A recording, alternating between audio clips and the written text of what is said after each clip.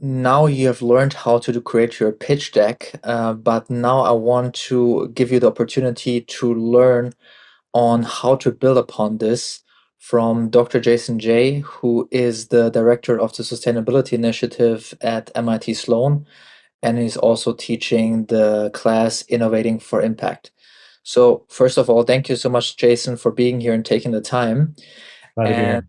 question I want to pose to you is what kind of obstacles are there in the fundraising process for startups in the climate tech sector? I know you have a lot of experience, and it would be great if you could share some light on that topic. In my work with climate tech entrepreneurs and more broadly, people who are trying to innovate for impact in the classes that I teach, is that there is a very common pitfall that people fall into. And that I think learning how to get out of this, learning how to navigate around it is key to success in this whole arena.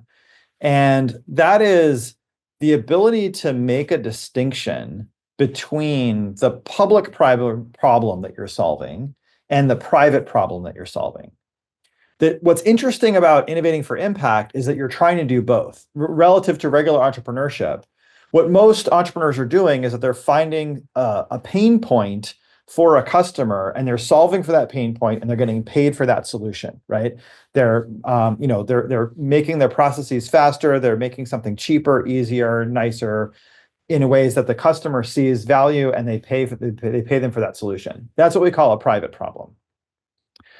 What happens in innovating for impact is that you're also thinking about a public problem, meaning some bigger challenge at the level of society or the planet that you're trying to solve for, like reducing greenhouse gas emissions to prevent climate change, or preventing deforestation to protect biodiversity.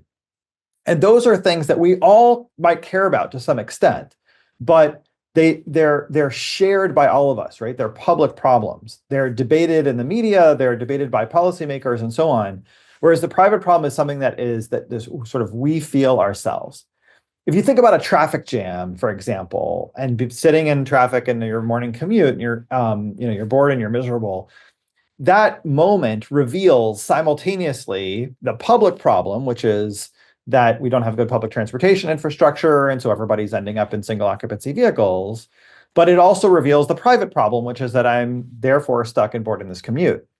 And so you might be able to come up with some grand solution to the traffic problem, like a new congestion pricing scheme or a public transportation infrastructure.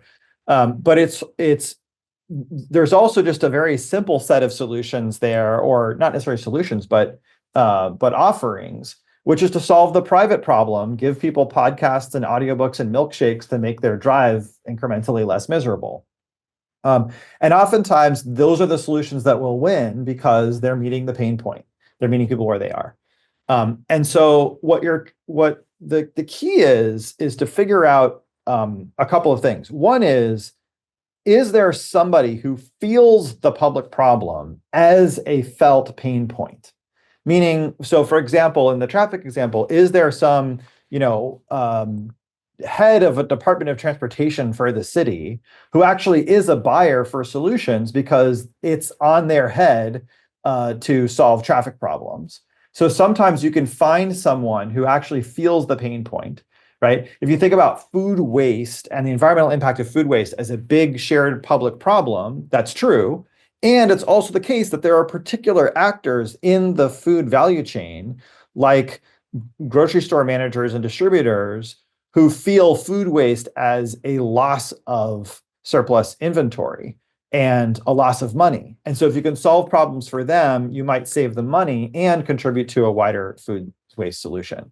The pitfall that people fall into is not making that distinction carefully enough and not being customer-centered enough, and assuming that your customer cares about the big public problem, that they want to solve, traffic or climate or food waste, when what they're really trying to solve is a morning commute misery problem or a surplus inventory problem.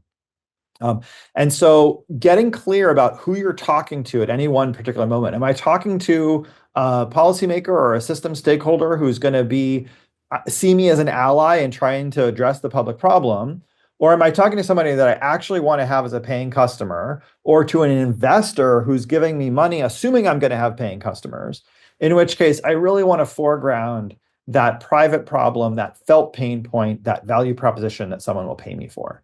And being able to both differentiate and then integrate those two things is the key to a narrative and a pitch, and actually the business model itself for making innovating for impact work.